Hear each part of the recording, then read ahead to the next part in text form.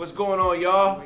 Guess what? We got a new network on the Caffeine app. It's called the Comedy Press, where comedians press the issue. Hey, Tevin Campbell, what's going on, man? We been knew you was gay. You didn't have to tell us. God made you gay. Your father wanted you to be gay. We been knew that, man. I knew it when you was a boy. It's medical. Your gayness is medical. You can't without coming. Man, make sure y'all check out, subscribe, download the Caffeine app, become a new user, and then subscribe to the Comedy Press Network. All your favorite comedians will be there pressing the issue, I promise you. And if I owe you something, get it from God. God. Try to kick me.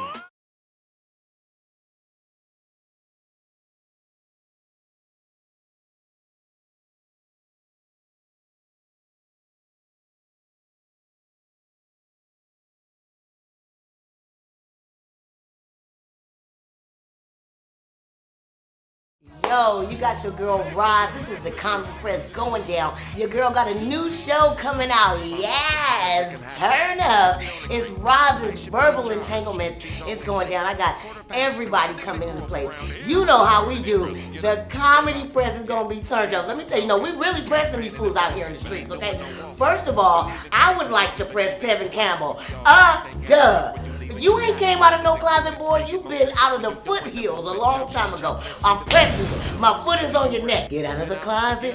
What y'all need to do is download Caffeine right now. Subscribe right now. The Comedy Press is going down. Y'all need to be a part of the movement.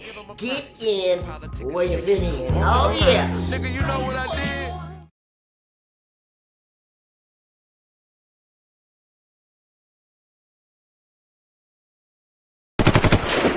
One time I walked into a restaurant while a woman I was dating was on a date. So I did what any real man would do. I introduced her to my date. I was like, hey, how you doing, friend? Friend, this is my friend. My friend, this is her friend. And wow, that's a whole lot of friendly shit going on in here today, huh? Well, God bless. God bless all the friendships happening in here today. You gotta let some people just be who they are and accept them for that, because the ego will fuck shit up, man. The ego will have you thinking that it can't happen to you. It could happen to anybody. Actually, I like dating older women. I can't really do the young chicks. The young chicks annoy me. Like the young 20s, because they feel like they know everything. And I'm like, how, bitch? You haven't even lived. I was following this chick on Instagram until I found out she was born in 1993. I was like, 93? I was like, bitch, Jordan had 3 rings by then. You're just being born? I was like, you didn't see Michael drop 55 in game 4? Like, what the hell do we have to talk about? It's like, unfollow. Face it to me, and I got to play it, man, because these young punks don't know nothing about these solitary drums, okay? A lonesome drum.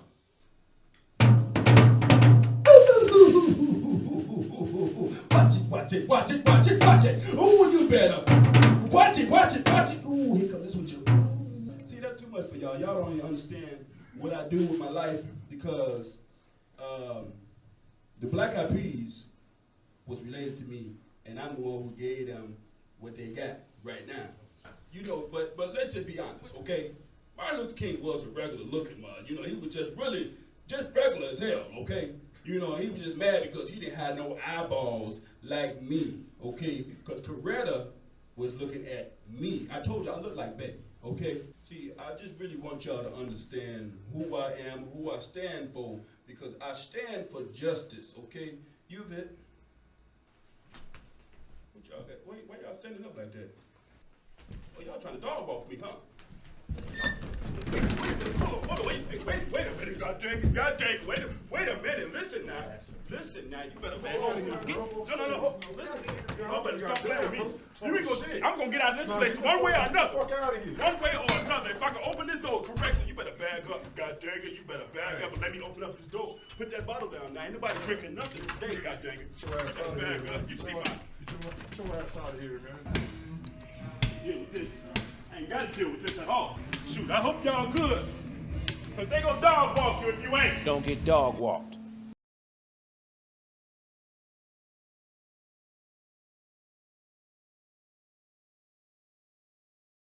So you met Nip through Phonics. Okay, I met Nip through Phonics. How did that happen? So Nip had just got a record deal with Epic, and Phonics was his producer, and they was running around in New York because Nip had started getting the shit kind of cracking in New York first. Right. And they was out in New York, and he was like, Phonics always be like, man, when we get back to LA, we're gonna all link up. And it's funny, we never linked up for that time because I didn't really know nothing about like the LA street shit. I didn't know nothing about nothing. So like, I'm like, damn, Nip don't want to fuck with us, but they like, nah, he in the streets. He really out there in the streets. So I didn't really know. So we didn't really fuck with Nip till like 2012. So you met him in 2008, but didn't fuck with him till Like 2012. Yeah. Okay. And like we pressed him for like a whole year with music, and he was just like, I'm not in the vibe. You know what I'm saying? And then we got reintroduced to him by Lawrence from 1500 or Nothing. The legendary Lawrence. And then Lawrence was like, Nip, pick all y'all beats by default. That's crazy. And Nip was like, who's making all these beats? And he was like, this is the Futuristics I was telling you about. Right. And so He was like, expecting all right, two old yeah. niggas with Jerry curls. Glittery suit. Hey, my name's Earl. And this is Thomas. For real. And together we are.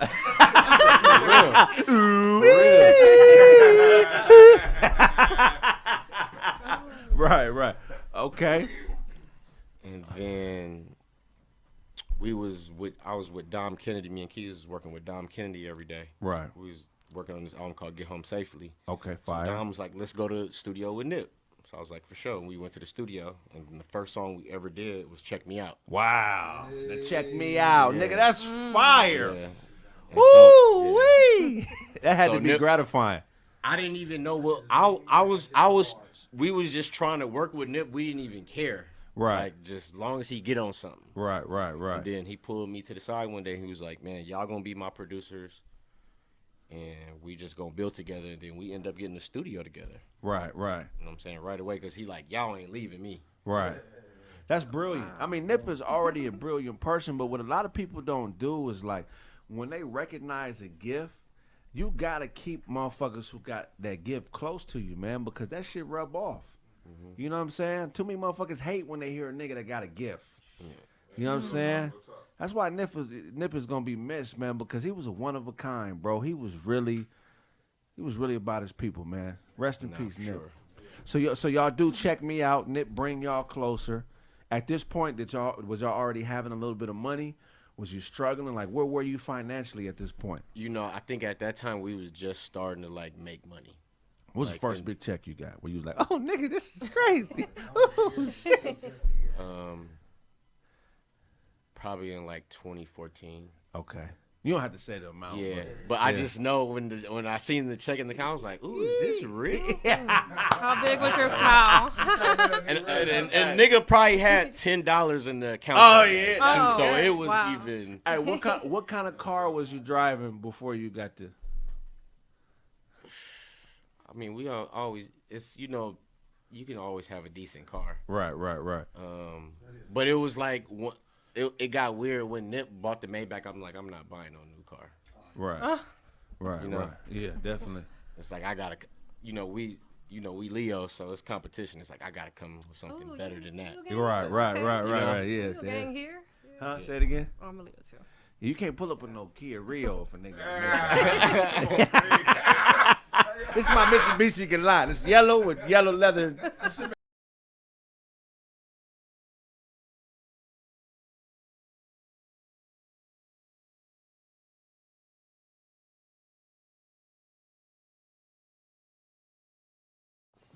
Al Sharpton.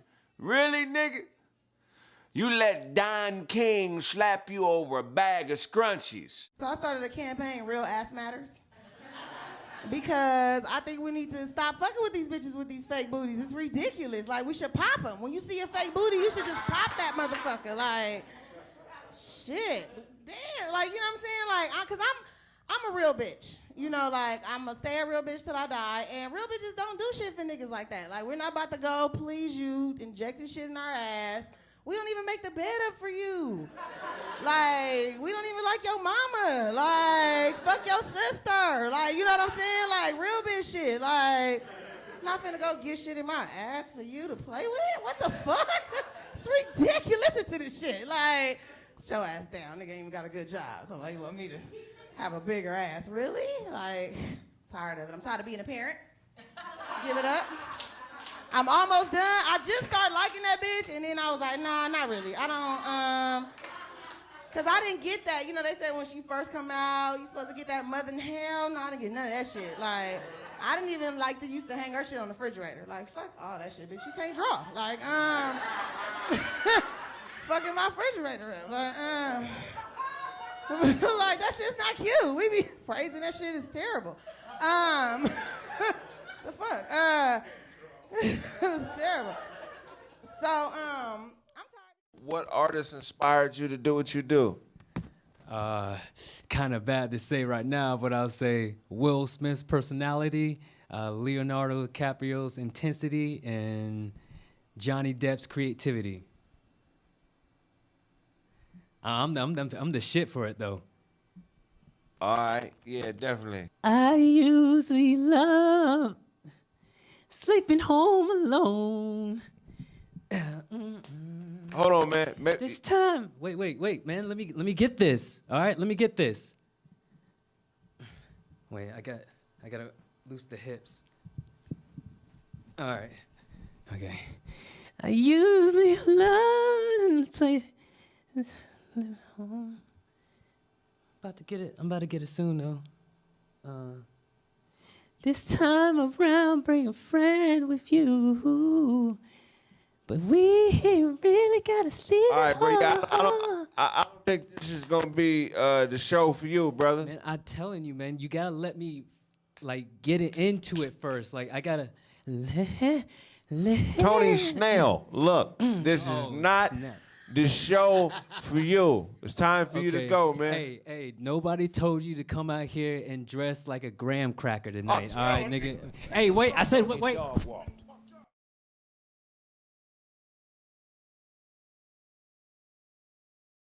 Welcome to the morning show. I'm your host, D. Kraig Smith. God. Hey, I got a special guest in here, man.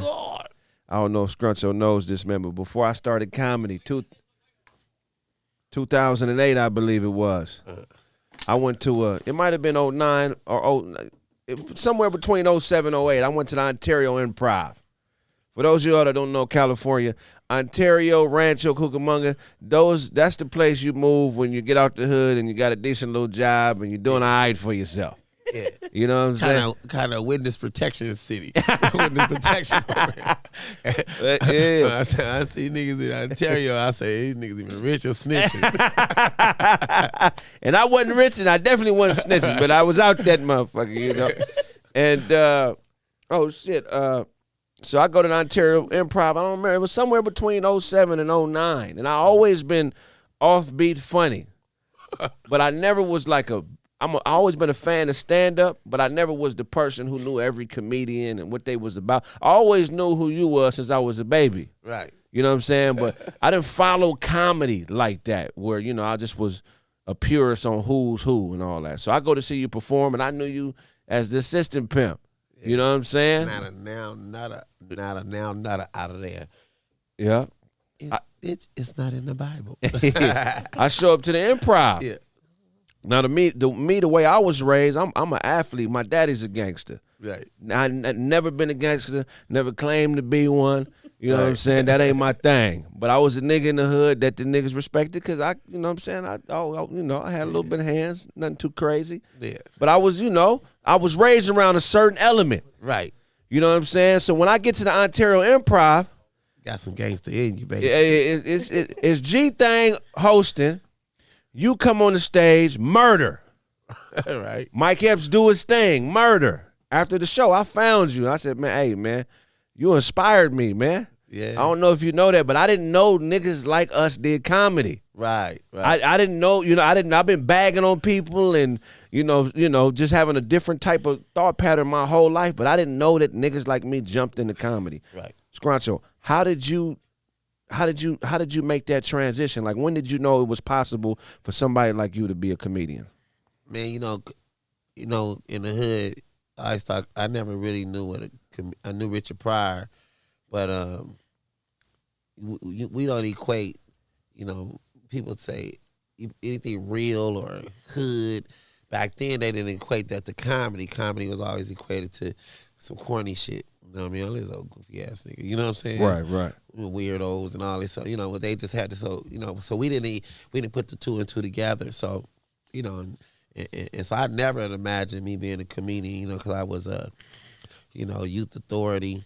You know, I've been in every county jail. Oh, you went to YA? You was a YA? I was in YA, county jail. Shoot, man, been to prison twice. Yeah. Shot, stabbed, jumped by Mexicans, jumped by niggas, jumped by the police. You know what I'm saying? Yeah. Like, you know, I was, you know, so I never thought about, you know, I was just into survival. You know what I'm saying? Right. You know, for survival was success to me.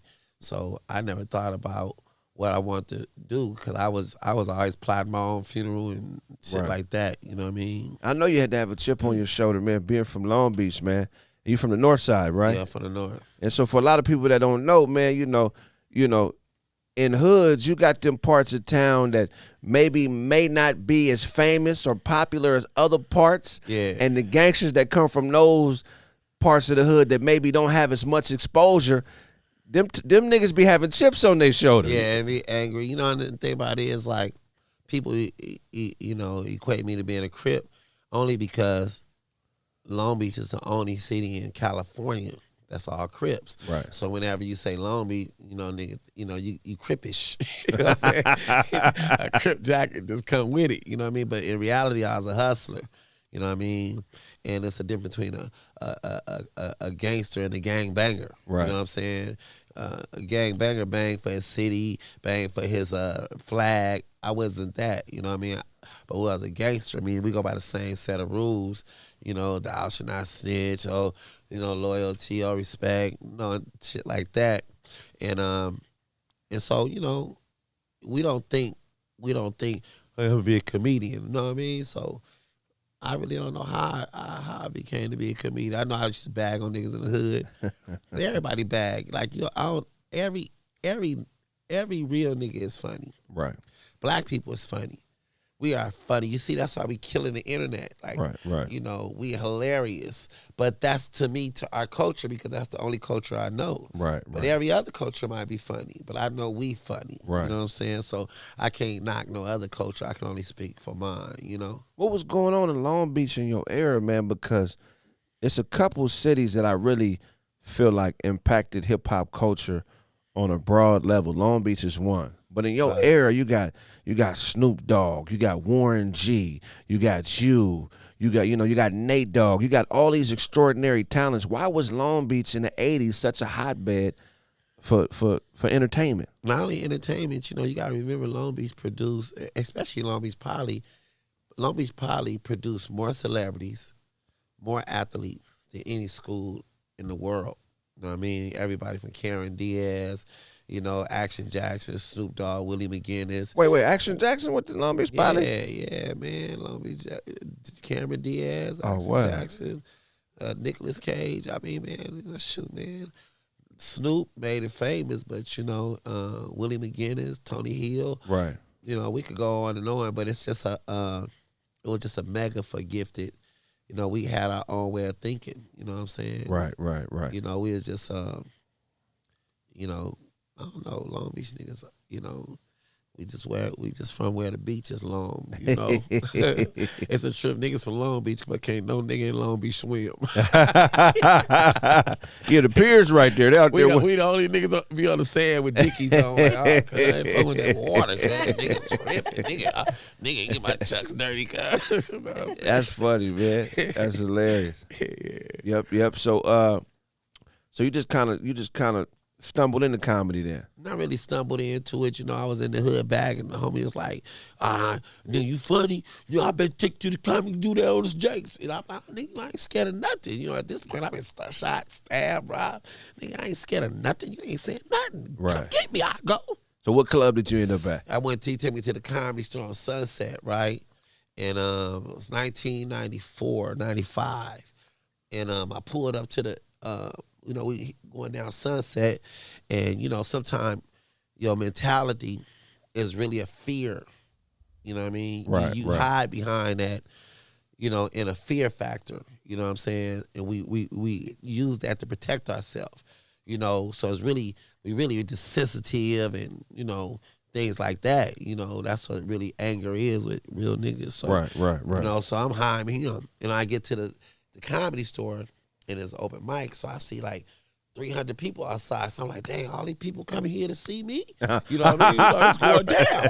But then I got intimidated because they was all comedians. Right. And I'm like, all these motherfuckers telling jokes. Right. You know what I mean? We had to sign a list, and the list was long. And I'm like, what? So I immediately started attacking people. Like, because I was really, that's a fear. So I was really like, like on my Movado, like bagging and doing all this stuff. And, I didn't understand etiquette or nothing. By the time I was tripping though, because I invited my mama out. To an open mic. Yeah.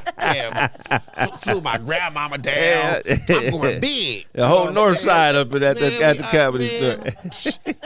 I'm telling everybody, I'm finna make it. I'm cocky. Nigga, I'm, I comedy work. I'm thinking, shit, nigga, when I get on stage, I sign the list at 7:00. But in comedy, every time a celebrity walk in, the list stopped. Right.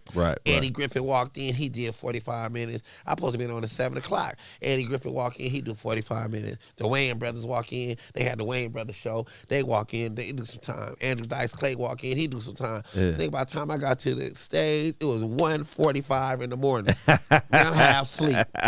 They don't have no music. They just bring me to the stage. Ain't nobody in there but my mama and grandmama and them. I ain't got nobody in there. How'd you do your first time? Then I walked to the stage, and the minute they called my name, and they even called me Scruncho, they're like, Anthony, Everybody, come on. Like it was a game show, right? 2 people in that motherfucker. Yeah. Nigga, at that point, nigga, I swear to God on my mama, which is my grandmother. Eddie Mae. The name, my grandfather's name was Eddie, and my grandmama's name was May. Eddie Mae. So he called me and said, come on down. So I'm walking down, and I swear to God, I've been through a lot. But when you face your gift, that's the first time I felt fear. And I wasn't familiar with that. And it was like me walking to death row. Right. And I was walking slow. I was nervous, and I knew I was going to do bad because everybody dressed me. I didn't come like a real nigga. Right. My grandmama made me a shirt. My mama made me wear the coat my daddy got married in. I had my dead Uncle Rag, handkerchief. I went to the stage looking like everybody. They had on a souvenir fit. It was all kind of. You know what I'm saying?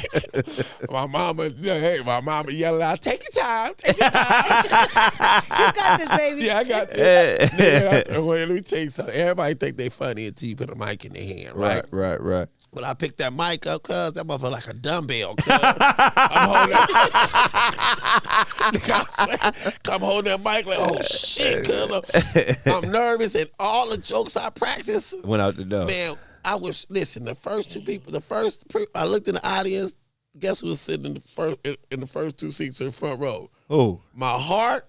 Nigga, my heart and my ego. And they like, nigga, I ain't got nothing to do with this. Nigga, and then I was bombing so bad because I didn't really bomb because I couldn't think of what I was gonna say. Right. And the lights are shining on me. And my 89-year-old grandmama, right? Excuse my language, but this bitch, right? Excuse my language, this bitch gonna jump up. You flew me all the way out here for this shit. Tell a joke, nigga. Tell a joke. I'm like, hey, bitch. Give me your granddaddy jacket back. All your family start taking the clothes back you borrowed. Whole family hacking. My brother talking about, I told you that nigga went funny. That nigga ain't riding home with me. That's funny, man. My little sister talking about, it's okay, just tell a joke, brother, tell a joke. I said, oh, man, what the fuck? Yeah, I bombed like a motherfucker, man. I had walked all the way from, I was so embarrassed and so hurt, man. that I walked all the way from Hollywood back to Long Beach. That's 20-something miles, man. Yeah. Yeah, longer than that. Shit. Man, for y'all artists, figuratively, death is a good thing. As far as like, bad ideas or, a lot of times we had a wrong idea about a, art form and, failure or bombing or dying on stage is good for your progression. Hey, man, let me tell you something, man. That's why none of these niggas can't fuck with me in comedy. It's not because I'm funnier, but my perspective is deeper. You know what I'm saying? Right. My perspective comes from a deep hurt, pain, and I tell everybody, like I was telling you earlier, the greatest gift my mom and daddy ever gave me was neglect. You know what I mean? Because neglect delivers substance to your gift. Right. So pain is what make you grow. You know what I'm saying? And pain open you up to receive, to be able to learn. Anything good is really not good. Right. Anything good robs your ability to learn, feeds your ego, feeds your narcissist. So it's good is not always a blessing. Right. You know what I mean? Too much love is worse than no love at all. I agree. You know what I'm saying? I agree. So you bomb, right? You get off stage. What's the next move in comedy after that? How do you bounce back? I said, fuck this comedy. I'm gone. I just quit. I just didn't do that shit for another 2 years. But it started hunting me, and it kept on saying, "Oh, so you a buster?" Right. You gonna let that motherfucker punk you? Right. Because I never been punked. You know what I mean? But my gift punked me, and I was it's gonna punk you though, because your gift is bigger than you. Yeah, it's bigger than me. And most people who suffer from ego don't know how to be a part of things bigger than themselves. Yeah, and one thing about real niggas, we struggle with taking a loss. You know what I mean? But we don't really realize you can't never really grow until you take a loss. Only nigga that really, successful at never losing is Mayweather. You know what I'm saying? Other than that, until you learn how to take a loss, because you'll realize your loss is your greatest win. That's some real spit. And it's funny, the etymology, the words that you're using, take a loss. Because with losses, if you're a real nigga, you got to pick it up and you got to take it with you. Mm-hmm. Some people try to bury it and hide it like it never happened. Yeah, exactly. And you got to learn how to, man. So, I appreciate my struggle, and I just take it for what it is, and the thing about it is we living in a time when, the world is, especially when it comes to this entertainment industry, you could usually tell when niggas lost their soul because everybody, is committed to a beautiful lie. Right. And when you tell a beautiful lie, you politically correct. But then if you tell a raw truth, it's like you sound like a hater. Right. Right. Nobody want to hear the raw truth. It's right. too much. It's like, it's like feeding a nigga a burger while he on ICU. You know what I'm saying? Eat the burger, nigga. You can't eat the burger. You don't need them tubes. You know what I mean? You know what I learned in my short journey is that greatness or things that make you great don't really have a great presentation. Right. We get caught up on semantics. We taught that, a woman's supposed to look a certain way or opportunity's supposed to look a certain way. But your blessings that come to you and your imagination to tell you that what you imagining is greater than the actual thing that's delivering the message to you. Exactly. When did you get to a point where you understood, I'm tripping. My blessing ain't going to come how I think it's going to come. It's going to come how God sent it to me. Right. Because, in its deception of your perception of what a blessing is. Right. You know what I mean? Because blessings, it's your greatest blessings is your blind blessings, is the ones you can't see. Right. You know what I mean? But every day you wake up is an amazing blessing because we amongst the living. So it's what is your perception of a blessing? Because we're extremely blessed. Nigga, we get a chance every day. That's why I tell people, leave my past alone. Right. I don't fuck with history hustlers, nigga. Right. Because your history, if you got the reason you here right now is because you got through some shit, homie. Man, that's some real shit. So that's a victory. That's a victory. But here's the thing about a victory, nigga. That's your history. Now you got to hand that's the devil own history. That's why everything God got is in front of you. There we go. You know what I'm saying? That's some ill shit right there. So look, we're gonna take some incoming calls, man. One of my inspirations as a comedian, Scruncho's in the house. So I'm gonna open up the phone lines to those who may have questions on how to bounce back from defeat. You heard how the man bounced back. He bombed at his first show. He brought his mother. His grandmother, Eddie Mae. That's Eddie and Mae's daughter. Eddie Mae heckled the fuck out of me. me. He didn't come back to the stage for 2 years. When he came back, he stuck with it and became a legend. Those of y'all who have questions, please call in so we could so you can talk to Scruncho. Y'all got it up? Okay, cool. We'll wait for him to start calling.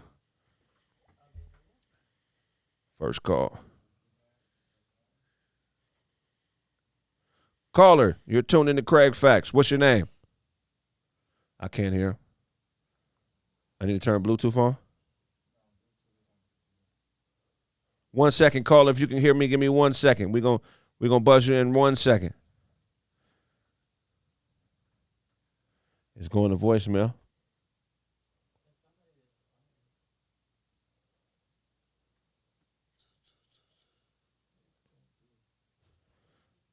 Oh, well, we done missed 2-3 calls. There's another one.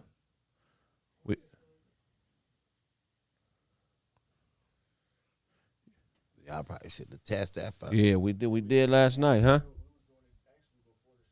Okay, so we not good to go? All right, we're going to get to y'all in 1 second, man. Keep calling in. Okay, so your next move after you bomb, you waited 2 years to come back on stage. What stage was that, and who brought you to that stage? Man, what I did is when I started doing my homework, because it was really on my spirit. Like, you know, I took it personal, and the worst humiliation in the world is self-humiliation. When you humiliate yourself with yourself, right? And you that type of person where you gotta check yourself, you know what I'm saying? Right. So I was walking around every time. I wasn't even myself. So I just said, you know what, I'm going to deal with this. So I did my homework. So it's just like if I'm going to rob a bank, everybody know how to go in there and get the money. Right. But the problem ain't getting the money. It's when you walk out the door, do you got a getaway plan, nigga? Right. Most motherfuckers rob a bank and don't have a getaway plan. They be in the parking lot doing U-turns with the back. You know what I'm saying? That's funny. That's funny. Because it's the getaway plan to give you the confidence. You know what I'm saying? That's hilarious. Yeah. I remember I first robbed a bank. I didn't have no getaway. Nigga just came out running. And that's funny, man. Man, oh my mama. You definitely got to have a plan. So who do you think early in your career was the most important person to your success or your maturation as a comedian? That's a good question, man. Older comics, that's why I love the young comics, you know what I'm saying? I love all the YouTubers and the younger generation, because the way the older comics treat them is the way they treated me, because I was different. I had Dickie Sousson, I'm on stage, I'm telling all these hood jokes, and they like, that ain't what comedy is, and they rejected me early. But the young comics embraced me early. So I have more of a genuine love for the younger comics than I do the older comics. Right. Because the older comics, they be hating. They like, they can't think outside their way of thinking. What older comic, when you started, hated on you the most, where you felt like, man, this bitch ass nigga, man? Man, I ain't gonna blast a nigga, because, people are very sensitive, you know what I mean? Yeah, definitely. You know what I mean? But I did tell him to his face, and the cold thing about it, you can't really tell the truth. Because a lot of these motherfuckers, everybody could tell a joke, but very few can create one. Right. Which is why I'm shooting my special. I'm gonna plug the special real quick. Yeah, definitely. It ain't even. I'm doing a live stream. Okay, talk about it. You know what I mean? Because I'm doing a live stream September 23rd and 24th in Houston, Texas. And the reason I'm doing it in Houston, Texas, I'm really doing it for Jay Prince. You know what I mean? Because in this business, can't nobody really put you on except another real nigga. Right. fake niggas can't put real niggas on because they not mad at or fearful of my talent. We all gifted. Right. You know, they scared I'm gonna find out who their boyfriend is. But Jay Prince, it gets no bigger than Jay Prince, man. He's definitely an inspiration to all those who stand for something. Yeah, Jay, you know, plus, his partner, his partner Stay Down, you know what I'm saying? Stay Down, my nigga, you know what I'm saying? And I fuck with Stay Down, you know, I haven't seen him in a minute. So in Houston always show me love. So I figured, let me go down there and shoot this comedy special. I'm just gonna do 45 minutes. I'm the first comedian in the history of comedy that's gonna do 3 different specials in the matter of same day. Wow. 1 hour, 2 hours, 3 hours, because right now, the gang is got it. Everybody believe in the beautiful lie. So they giving the niggas a bunch of frosting and no cake. Right. So now the industry done got to the point where they give you got superstar opening acts. You know what I'm saying? Right. And they giving you a compilation of a bunch of nothing. You know what I mean? Everybody do 10, everybody do 12. You got 8 niggas on the show. You think you can't tell who's who. Right. They're giving you a bunch of frosting with no cake. Right. Nigga, I'm the cake. You know Straight what I'm up. saying? Straight up. So they just need to see something raw. Somebody on the call? Yeah. Oh, yeah, shit. I'm on the call. How did that What's happen? good? Hey, man, is this nigga with the feds? How did you pop through? And I didn't know you was there, Nick. What's your name, brother? He said, yeah, hey, I'm this here. Caprice from Milwaukee, bro. Hey, man, blessings, bro. I appreciate you calling in, man. Any questions you got for the OG Scruncho? Most definitely. Hey, Scruncho, is it true that as a comedian, you have to, like, how can I say, push your, you know what I'm saying, how can I say, not your manhood, but like your own. Well, basically what I'm saying is I heard that you know for knocking niggas out, right? This is Milwaukee, nigga. This is all the way from Milwaukee. Yeah, this is Milwaukee. Hey,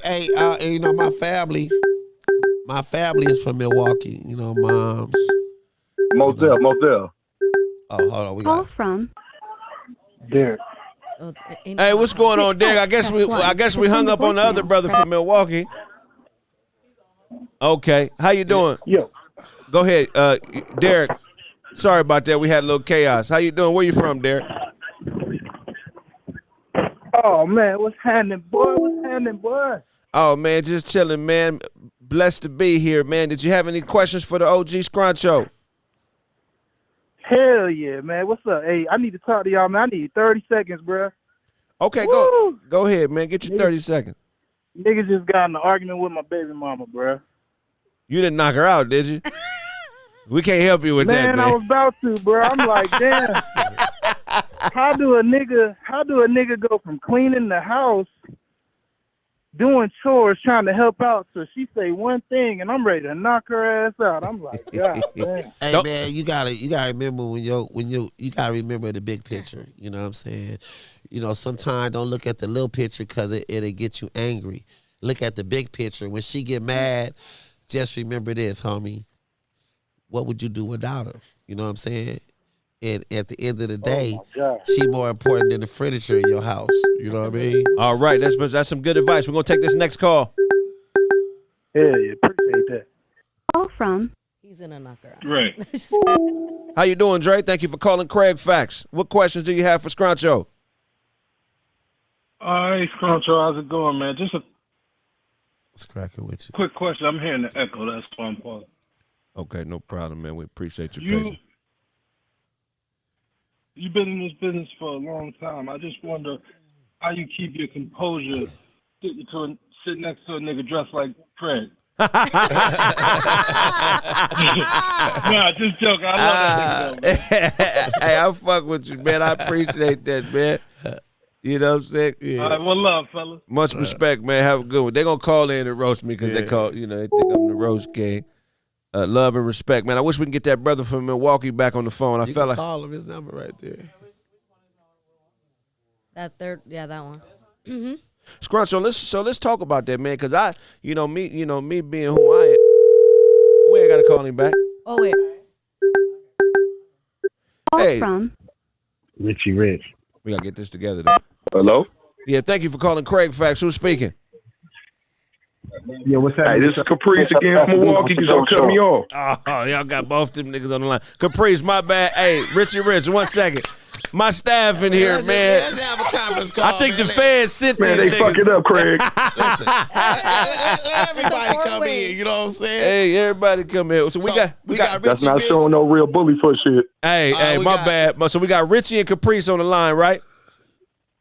Yes, sir. All right, Yep. so both y'all here. So we gonna finish up your question from Milwaukee, Caprice. Go ahead and finish up your question from Scruncho earlier. All right. Go ahead. No, I was asking Scruncho is like, how does he, say instead of knocking a nigga out, my question is, how do you, try to surpass that as a comedian? Because people will take you lightly. You know what I'm saying? Yeah, you know what? So instead of punching somebody out, I wanted to know as a comedian, how would you, not go to that level with a person who's coming at you wrong? Well, number one, I think the worst thing I ever did is, fight anybody. You know what I'm saying? And that's something you have to just, be man enough to say. Even like a lot of times I fight, regardless of how right I was still wrong, and I have to accept accountability, because until you learn how to accept accountability, you don't have the ability to forgive or be forgiven. You know what I'm saying? So I brought that mentality into business that wasn't that didn't deserve it, so I always apologize because of that, because I've never been out of the respect to I've never been a shit starter. You know what I mean? But I never had a problem finishing some shit. You know what I'm saying? But I learned that, you got to make your walk-away game strong, and you got to make your stay-away game strong, because bad energy don't follow you. It lingers. Bad spirits don't follow you. They linger. What's the difference? What's the difference between something following you and something lingering? So just when you in a bad, you in a position like the homie that was arguing with his girl. You know what I'm saying? Right. It's tense because he there, but if he just walk out the house and walk down the street, that spirit not gonna follow him. Right. It's gonna linger. It's only there. Right. So if he walk away from it, and then he gets some clarity in his actions and the way he think. Right. So when you make your walk away game strong, you know what I mean, it'll save you a lot of unnecessarily trials and tribulations. Great answer, man. Appreciate the question. Yeah. Next question, Richie Rich. Hey, man, I just want to say, Craig, you doing your thing, man. You represent the city, right? Scruncho, you doing your thing too, man. Y'all brothers keep doing it, man. You know what I'm saying? Nothing but love. Man. Richie Rich, West Side, Pasadena. Hey, man, West love and Side. respect, man. Hey, bro, I appreciate you, Richie. man. Yes, sir, man. All right, have a good one. Yeah, peace. Peace and respect, man. Yes, sir. All right, so that brings up our next thing when it comes to something lingering, spirits lingering, as opposed to following you. We had Ari Spears in the news recently. Ari Spears made some comments about Lizzo that I don't necessarily disagree with. Right. He said that women are fake for supporting Lizzo because she's living an unhealthy lifestyle, and they're cheering her on, go baby, go girl, but not giving her the real about her health, about possibly having diabetes, high blood pressure, heart disease. Is he right? Are women fake for supporting Lizzo and not telling her to live a healthier lifestyle? Sometimes you can be right and be dead wrong. Why is You know that? what I mean? Because being right is not important on how you deliver it right. Because you could be right and deliver it so wrong that it deletes the fact that you're right. And his delivery wasn't his delivery was raw. Right. You know what I mean? It was raw and it was honest, but it wasn't fair, because if somebody said that and it's his mother, he'd have been ready to fight if somebody said that in the same tone. I agree. And you gotta have compassion for people. You know what I mean? Especially if you suffering from the same thing. You know what I mean? So what he said it was some truth in it, but his delivery was fucked up. You know Right, what I'm saying? right, It yeah, was it was- complete. It was ruthless. And we're in a time when everybody is very sensitive. You know, everybody. It's amazing how the world is. You know, on one hand, we all suffering from our first level of mental illness that come through social media. Right. So mental illness mean, on one hand, you be like Ari Spears, oh, look at that bitch. Oh, da, da, da, da. And on the other hand, I can't believe they said that about me. And that's the way the world is. They dish it hard, Right. but they receive it sensitive.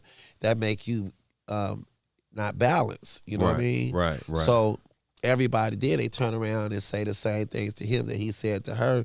So they correct wrong. They correct wrong with wrong. Right. So it was but yeah, he was absolutely, his delivery was trash. But it was some truth in it. Right. But right. then that's also not his position to tell her, you know what I'm saying? What to do with her body? Yeah, because at the end of the day, you can't tell me shit if you ain't. A lot of people want to tell you what to do. They all got a bunch of advice, but no help. Man, there we go. You know what I'm saying, motherfucker? You ain't got no help. You can't tell. Listen, if you can't help me, shut the fuck up. Yeah, I agree. You know what I'm saying? I don't want your advice, nigga, because the person that giving you the most advice gonna give you the less help. Right. They ain't did shit for nobody, but they got their answer for everybody. I agree. Fuck out of here. You Now know what I'm look, saying? so I got my beautiful co-host. Introduce yourself. Hello, what's up? My name is Zule, Daisy Zuleka. That's a fly ass name. Good morning. Zule. Yes. Zule. Short for Zuleka. That sound almost pimpish. Whatever. Zule, bitch. Hey, Zule. Get the Now, Zule, if you don't mind me commenting, you're a 4-figure woman. And I mean, you're possibly somebody that I think could give us an insight on what this means, you know, to Lizzo. You know, you're not. I'm not saying that you're a big woman, but you're 4-figure. You know what I'm saying? If she walk down the street, you're gonna notice what's going on. You know what I mean? Very beautiful woman. So, what do you think about Ari Spears' approach to Lizzo? I think that I understand where he's coming from, but as in for Lizzo's perspective, I know that that's something that was probably something that she's always had a challenge with. So she's, you know, extremely sensitive about that kind of idea in how a woman's supposed to look like. So I feel like she doesn't really know how to cope with someone kind of like telling her something like that she's always kind of like deal with. And there is a standard in the way women were supposed to look, because now like the way I look is okay, but back then I was fat. Right. Like now maybe I'm more medium just because, you know, I'm curvy, but back then like I was fat. It was really hard to kind of like He looked to down at look. the seat. Yeah, because you know what? It's like because she very curvy and she I wouldn't even consider her. She very beautiful and curvy. Thank you. You know what I mean? And I mean that from a just an honest and not a perverted way, just to compliment you on your just to let you know you could just because you think that don't mean you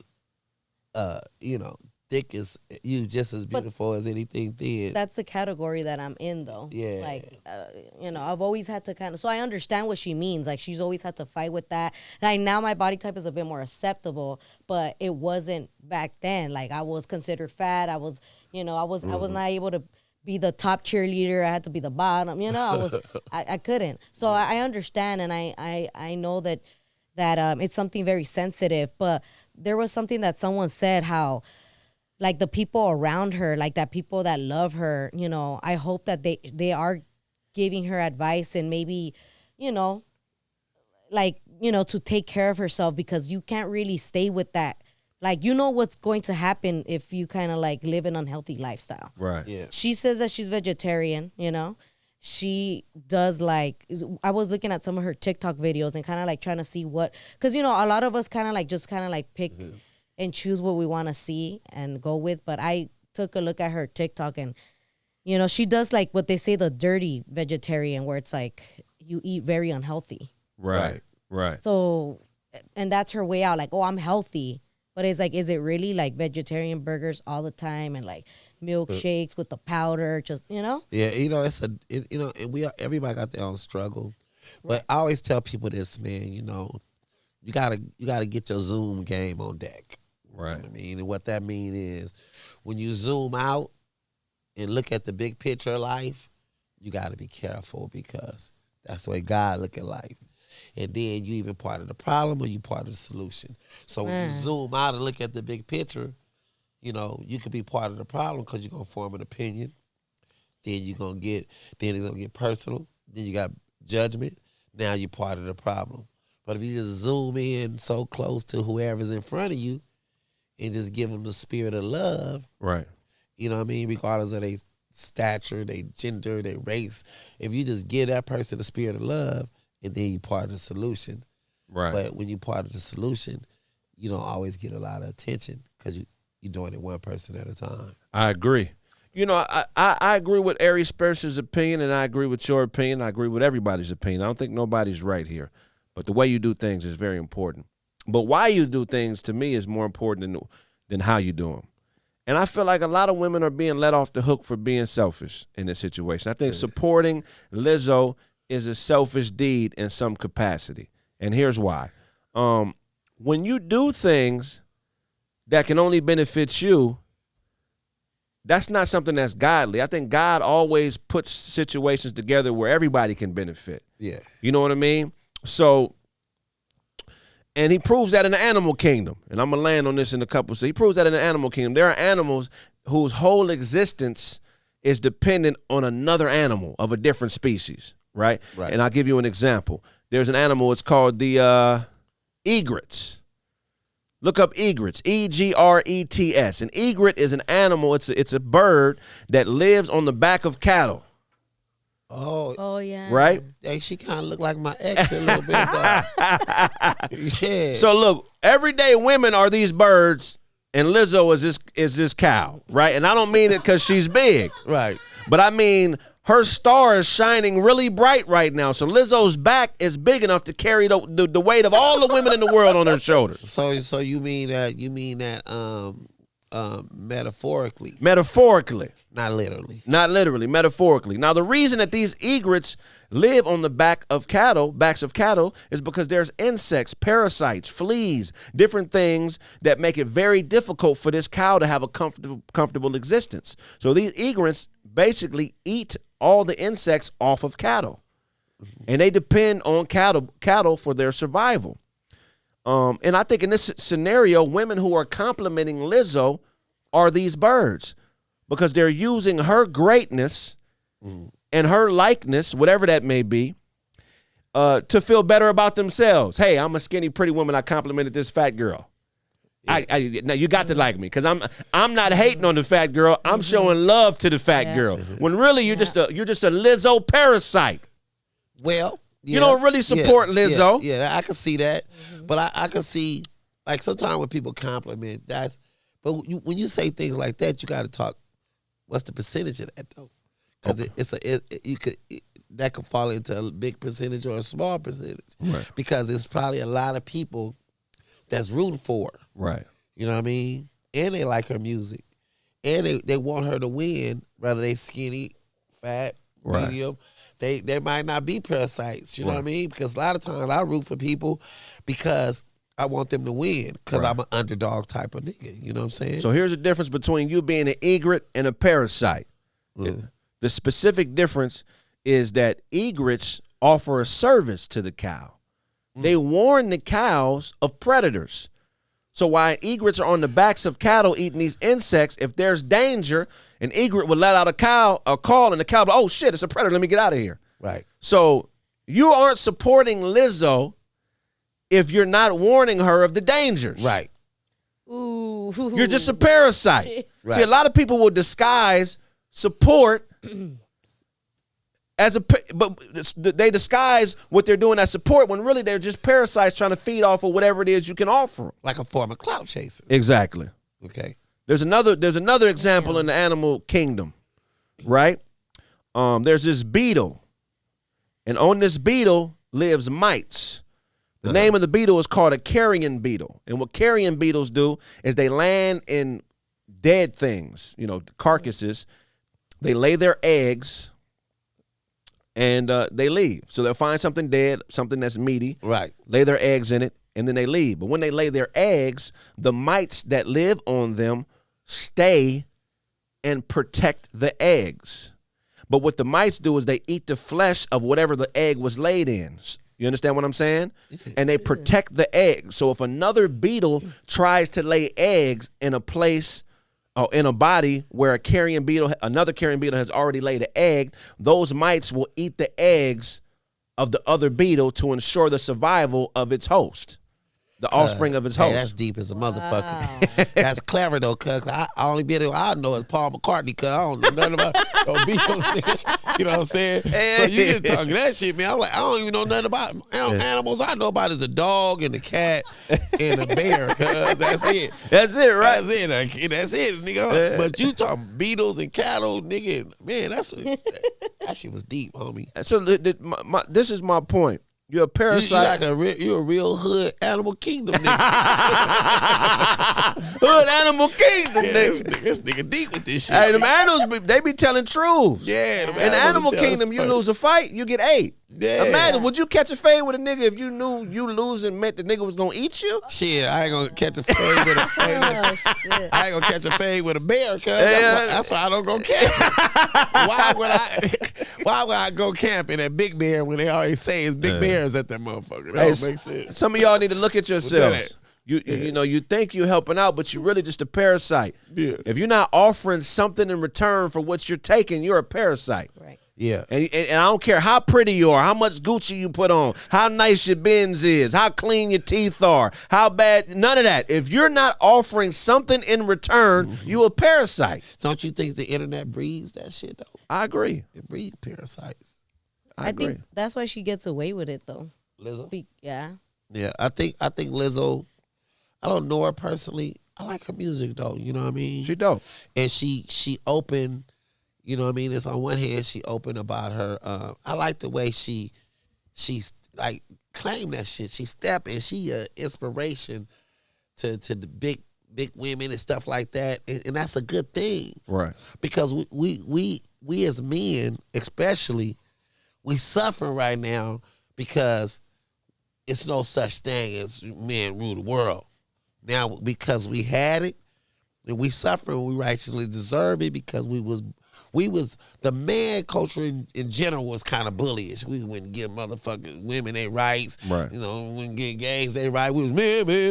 And we just kind of took advantage. Right. And now that we're on even playing field, now it's shit. In 10 years, it might be illegal to be a man. You know what I'm saying? It's so bad. You know, yeah. and you know, I was just telling the homie the other day how you know, it's the best thing to do. Like all that player shit is over. Right. Shut it down. Right. Because you know we come because right now because you know back in the days you a player and you take a chance. It's like playing Russian roulette with your dick. Right, you know right. You know, you might fuck around and catch a little VD or something. You know what I'm saying? That was the chance we had to take. You know what I'm saying? But nigga, take them chances. But it's a new shit you can't catch now. Now you playing Russian roulette. And they got these beautiful boys out here. They got some, they got some gorgeous niggas out here. You know what I'm saying? Roulette with your sex. Yeah. Now there's a lot of niggas waking up gay, and it's not by choice. You know what I'm saying? Niggas ain't catching VD, they catching the dick. You know what I mean? So now, so now it's like niggas ain't trying to make it, they trying to take it. They trying to take it, man. You know, like it ain't no disrespect to the gay community, but man, they fooling these niggas. You know what I mean? And these niggas you can look a nigga dead in the eye. And my homie he was with a transsexual, right? Right. What they call him? That's what they call him. Transsexual. Whatever they feel comfortable with, right? So he was with one, right? But the nigga was so in love. You know what I mean? I was like, man, you know that? Man, you can't tell that ain't. I was trying to encourage him, like, look, man, it's a boy. You know what I mean? He said, you don't know you a hater. I said, you know what? I said, it don't matter though, man. It don't matter if it's a boy. No, I'm not a hate her. That's a hate him. Yeah, that's a him. I don't hate her. That's a hate him. He's fooling you, nigga. I don't hate her, nigga. I hate him. You know what I'm saying? He like, no, you got me fucked up. You know me. I said, bro, it's a boy, man. Look at the nigga shoulders. You know what I'm saying? But I said, man, that nigga look like he'll fuck both of us up. Yeah, you know what I'm saying? yeah. But I was trying to tell him, it don't matter what it is, bro. Right. That's who you love. You should, but at the same time, if love him, but man, make that nigga let him know what you don't let the nigga keep fooling you. Like because if you love the nigga, you stand up for the nigga. Right. You know what I mean? I almost just snatched the nigga wig off. Look, it's a boy, nigga. Look at it. You know what I'm saying? Yeah. You know what I'm saying? Yeah. But I was supportive of him because he gonna stay with the nigga regardless of what I say. Right. But I just needed him to know, man, I'm supporting you long as that dude or that woman make you happy. Right. But don't sit there and tell me what it ain't, if that's what it is. So who's the parasite in that scenario? The transgender person or your boy? Transgender person is a parasite because, you know what I mean, you fooling them. Right. You selling my partner deception. Right. You know what I mean? But if you keep it real, he might accept it anyway because the nigga love you. Right. You know what I'm saying? So he gotta love more than you about your masculinity or your right. or your femininity, whatever the fuck he like. Femininity. Femininity. Femininity. You know what I mean? But I was just telling the homie because he fret.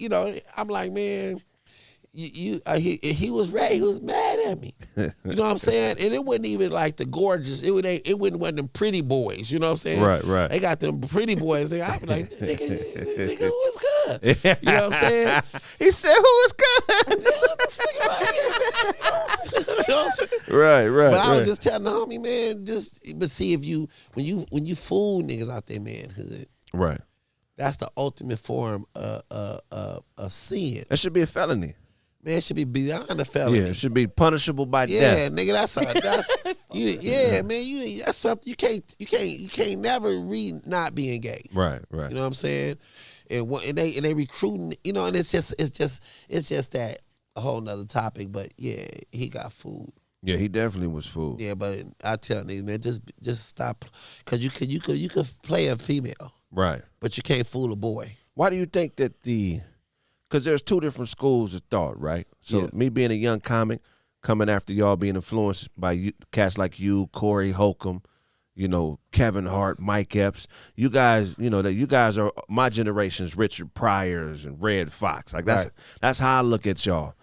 When did that whole concept of you got to get your booty up to make it become something that was prevalent? Because I feel like in your generation, it's a consensus amongst y'all niggas that you got to be, a certain type of way if you get certain types of opportunities. Like, talk about when you noticed that being a part of the game and how it affected how you approached it. Well, I started noticing it because, because I was for years, you know what I mean? And the reality of it, here go the big picture of everything. I'm more like, I was homophobic. You know what I'm saying? That means you didn't have no place to go. Man, You was homeless. I was homeless. I was sleeping in my car, nigga. I was scared to go in the house. Man, That's what it meant. Yeah, I was homophobic as motherfucker.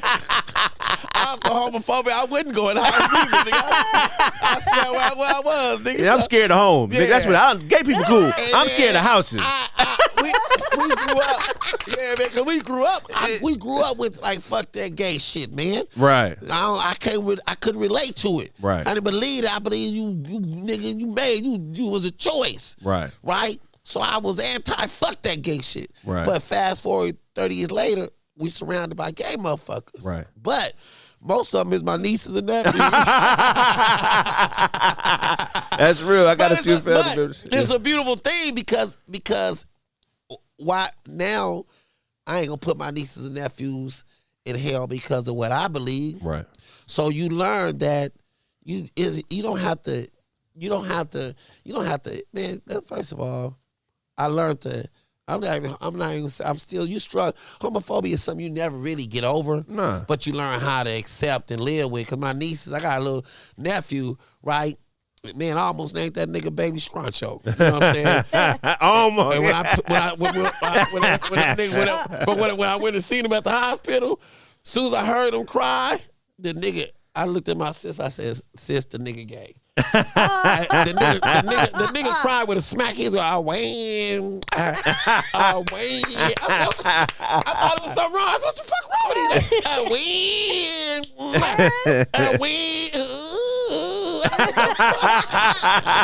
He said, ooh, I boo-boo. But at that moment in time,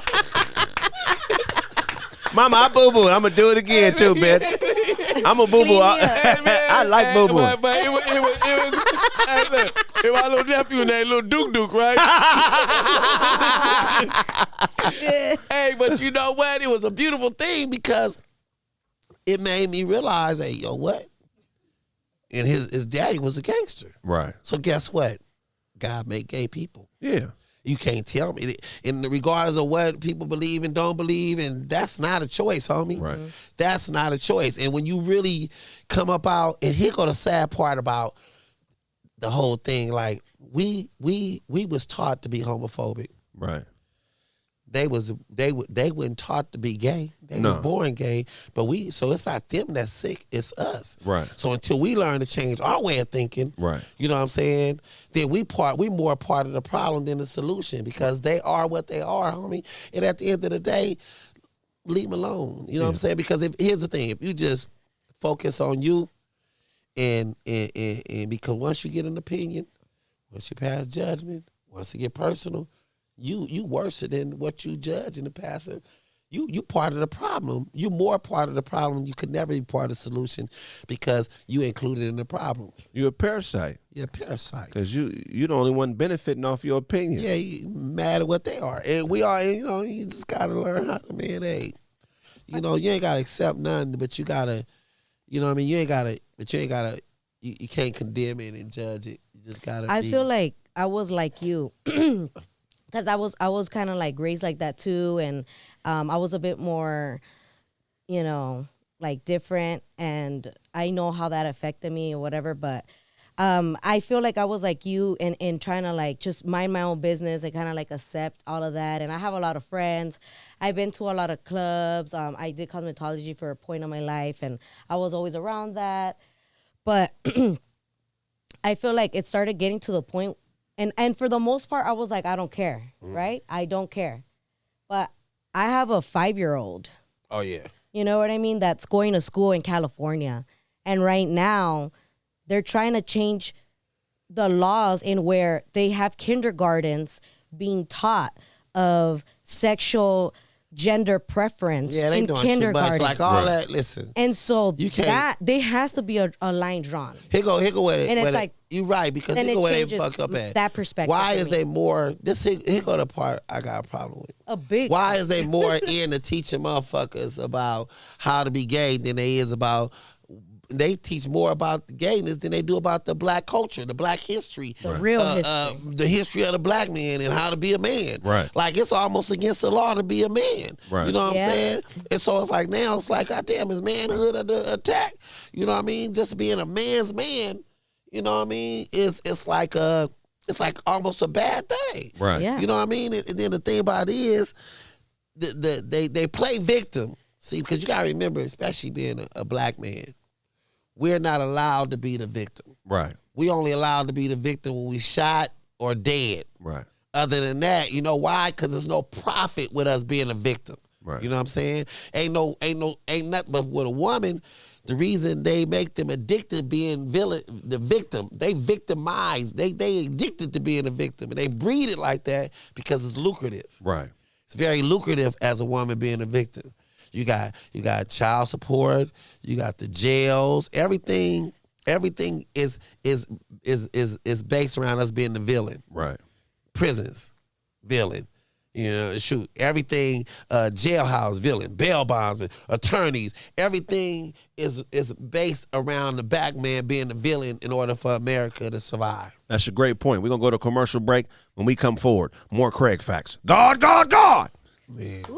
Were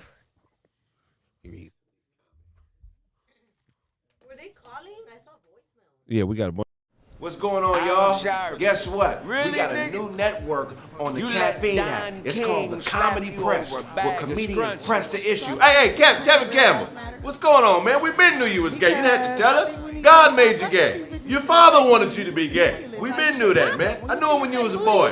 It's medical. Your gayness is medical. You can't without coming. Man, make sure y'all check out, subscribe, download the Caffeine app, become a new user, and then subscribe to the Comedy Press Network. All your favorite comedians will be there pressing the issue, I promise you. And if I owe you something, get it from God. God. Like your mama, like fuck your sister, like you know what I'm saying, like real bitch shit, like not finna go get shit in my ass for you to play with. What the fuck? It's ridiculous. Listen to this shit, like sit your ass down, nigga ain't even got a good job. So like you want me to have a bigger ass, really? Like tired of it. I'm tired of being a parent. Give it up.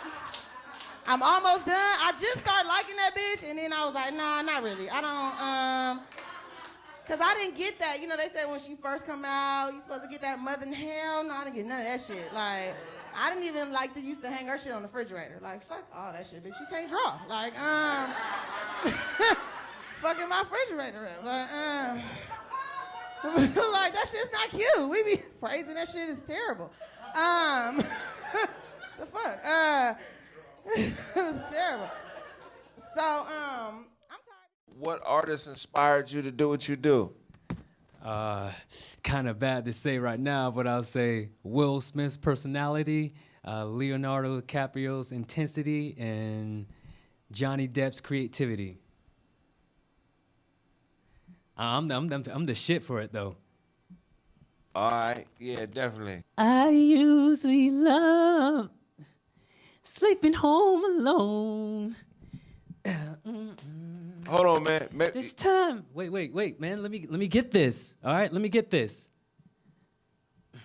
Wait, I gotta loose the hips. All right, okay. I usually love to play. Live home. I'm about to get it soon though. This time around, bring a friend with you. But we really gotta sleep. All right, bro. I don't think this is gonna be the show for you, brother. Man, I'm telling you, man, you gotta let me like get it into it first. Like I gotta. Tony Snell, look, this is not the show for you. It's time for you to go, man. Hey, nobody told you to come out here and dress like a graham cracker tonight. All right, nigga. Hey, wait, I said wait.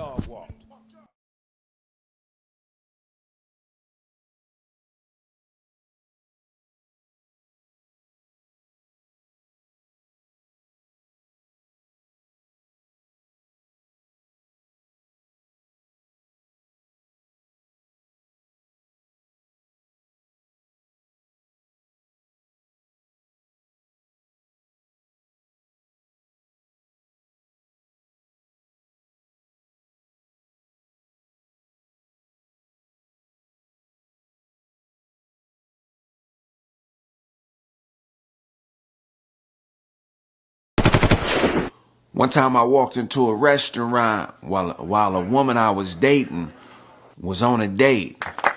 So I did what any real man would do. I introduced her to my date. I was like, hey, how you doing, friend? Friend. This is my friend. My friend. This is her friend. And wow, that's a whole lot of friendly shit going on in here today, huh? Well, God bless.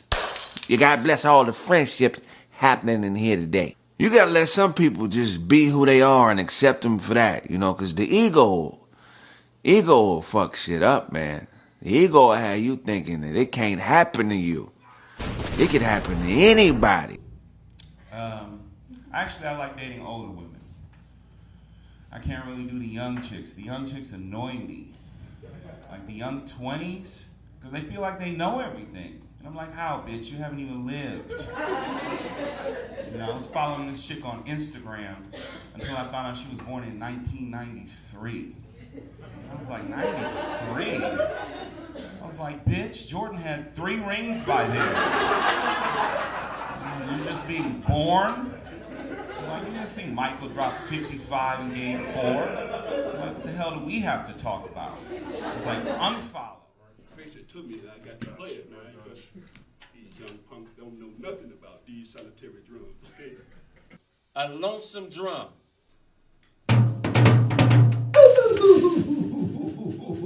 Watch it, watch it, watch it, watch it. Ooh, you better. Watch it, watch it, watch it. Ooh, here comes this with you. See, that's too much for y'all. Y'all don't even understand what I do with my life because the Black Eyed Peas was related to me, and I'm the one who gave them what they got right now. You know, but let's just be honest, okay? Martin Luther King was a regular looking man. You know, he was just really just regular as hell, okay? You know, he was just mad because he didn't have no eyeballs like me, okay? Because Coretta was looking at me. I told you I look like Betty, okay? See, I just really want y'all to understand who I am, who I stand for, because I stand for justice, okay? You've hit. What y'all got? Why y'all standing up like that? Oh, y'all trying to dog walk me, huh? Hold on, wait a minute, God dang it, wait a minute, listen now, you better hold on. No, listen, y'all better stop playing me. You ain't gonna, I'm gonna get out of this place one way or another. One way or another. If I can open this door correctly, you better bag up, God dang it, you better bag up and let me open up this door. Put that bottle down now, ain't nobody drinking nothing today, God dang it. Get your ass out of here, man. You see my... Get your ass out of here, man. Deal with this. I ain't gotta deal with this at all. Shoot, I hope y'all good. Cause they gonna dog walk you if you ain't. Don't get dog walked.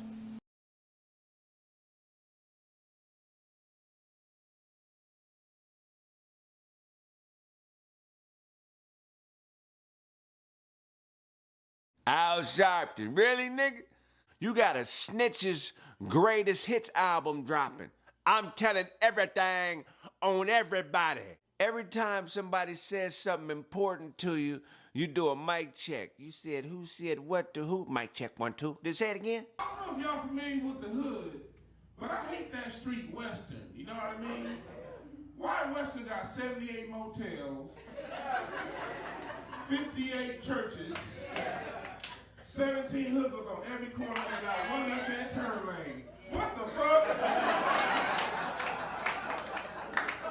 I got a question. Why is the only green grass on Western in front of the Snooty Fox?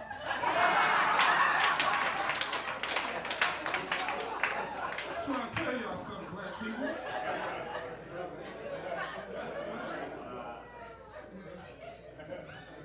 I love the hood though. Like, I really love being from the hood though. You know what I mean? Like for me, I'm from a part of the hood called the Jungles. Clap it up if you know where the Jungles are. Well, if you don't know where the Jungles are, it's over there near the corner of fucking up. You know?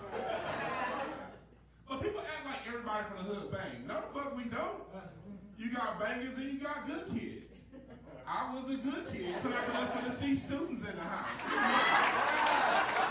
I didn't bang everybody. Everybody don't bang, you know what I mean? When I was in college, my professor was like, "Oh, Duane, oh, you grew up in LA. How did you avoid the gangs? How did you avoid the gangs?" I kept walking, bitch. That's all.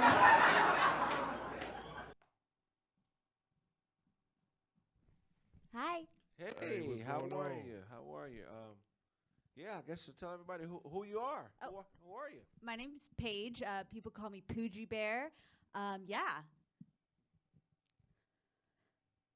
Michelle, can you handle this? Beyonce, can you handle this? Kelly, can you handle this? I don't think you can handle this, yeah! Baby boo, damn it right, looking sexy, looking fly, ass chick inside, DJ, big the night!